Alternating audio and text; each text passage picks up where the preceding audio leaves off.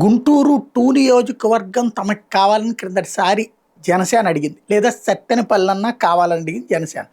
ఎందుకంటే బోనబోయిన శ్రీనివాస్ యాదవ్ జనసేనకు సంబంధించినటువంటి నాయకుడు, స్ట్రాంగ్ నాయకుడు, బలమైనటువంటి నెట్వర్క్ ఉన్నటువంటి వ్యక్తి, జనాలు యూత్ పెద్ద ఎత్తున తోడున్నటువంటి వ్యక్తి కాబట్టి అడిగారు. అయితే ఆ 2 సీట్లు కూడా తెలుగుదేశమే అట్టి పెట్టుకోవడంతో అవకాశం లేకుండా పోయింది.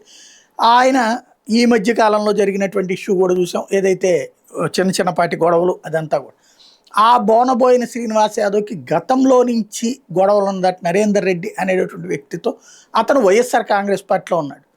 వీళ్ళిద్దరి మధ్యన ఘర్షణ వాతావరణం ఉంది. ఈ నరేంద్ర రెడ్డి అనేటటువంటి వ్యక్తి బోనబోయిన శ్రీనివాస్ యాదవ్ని చంపడానికి ₹1 కోటి సుపారీ ఇచ్చారట. వాళ్ళు రెక్కి కూడా నిర్వహించారట. తాజాగా ఆ వ్యవహారంలో పోలీసులు ఇన్వాల్వ్ అయ్యారు. ఇప్పుడు అతని కోసం, నరేందర్ రెడ్డి కోసం గాలిస్తున్నారు.